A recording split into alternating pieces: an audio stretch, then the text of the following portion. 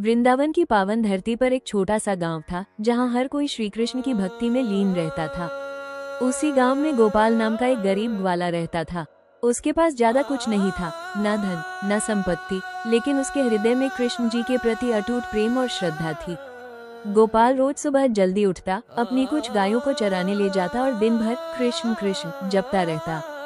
गांव के लोग कभी कभी उसका मजाक उड़ाते और कहते, इतनी भक्ति से क्या मिलेगा, भगवान सामने आकर तुम्हें कुछ देंगे क्या? लेकिन गोपाल मुस्कुरा कर कहता, भगवान मुझे हर पल महसूस होते हैं, इससे बड़ा धन क्या होगा। एक दिन गांव में एक बड़ा मेला लगा। सभी लोग नए कपड़े पहनकर स्वादिष्ट भोजन लेकर मेले में गए। गोपाल के पास पहनने को पुराने कपड़े थे और खाने को सिर्फ सूखी रोटी। फिर भी उसने सोचा, मैं भी मेले में जाऊंगा, शायद वहाँ कृष्ण जी का कोई संकेत मिले। वो अपनी सूखी रोटियां एक कपड़े में बांधकर मेले की ओर चल पड़ा। रास्ते में उसे एक छोटा बालक मिला जो बहुत भूखा लग रहा था। बालक ने कहा, भैया मुझे बहुत भूख लगी है, क्या तुम मुझे कुछ खाने को दे सकते हो?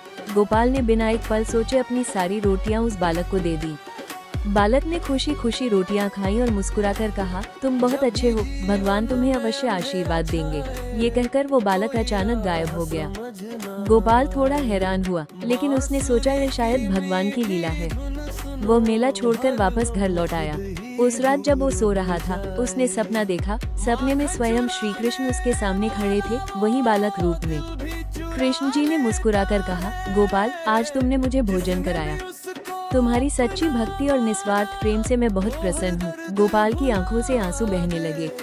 उसने कहा, प्रभु मेरे पास देने को कुछ भी नहीं था, फिर भी आपने मेरी छोटी सी भेंट स्वीकार की। कृष्ण जी बोले, भक्त का प्रेम ही सबसे बड़ा धन है, मुझे वस्तु नहीं भावना चाहिए। तुमने जो प्रेम से दिया वही मेरे लिए सबसे अनमोल है। अगली सुबह जब गोपाल उठा तो उसने देखा कि उसके घर के बाहर बहुत सारी गाय खड़ी है और उसका छोटा सा झोपड़ा एक सुंदर घर में बदल चुका है। गांव वाले ये देखकर चकित रह गए।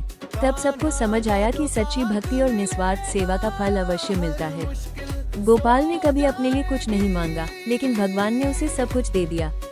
वन सीख, सच्चे मन से की गई भक्ति, प्रेम और सेवा कभी व्यर्थ नहीं जाती। भगवान को दिखावा नहीं, दिल की सच्चाई प्रिय होती है।